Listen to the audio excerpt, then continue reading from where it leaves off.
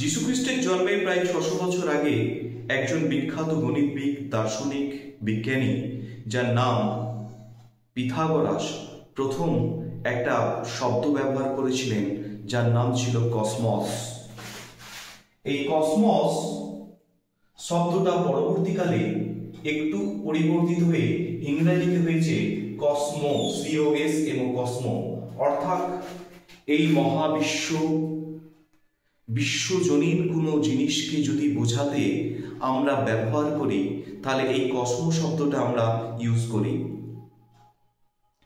এটা অর্ডার অর্থেও ব্যবহার করা হয়, শৃঙ্খলাবদ্ধ, অর্থাৎ বিশ্ব জগতের বাইরে যে জগৎ বা বহুজাতিক কোনো বিষয়কে বোঝাতে আমরা কসমোকে ইউজ করি, যেমন কসমোপলিটান, বিশ্বজনীন বা বহুজাতিক।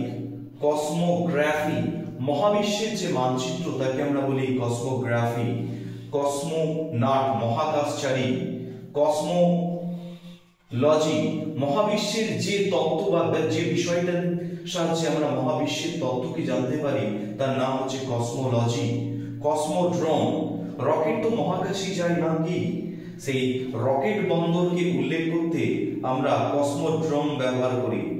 কসমেটিক্স অর্থাৎ প্রসাধন, অর্থাৎ আমাদেরকে সাজিয়ে গুছিয়ে অর্ডারলি অর্থাৎ সুন্দর করে পরিপাটি করতে আমরা যে শব্দটা ব্যবহার করি সেটা হচ্ছে কসমেটিক্স অর্থাৎ প্রসাধন।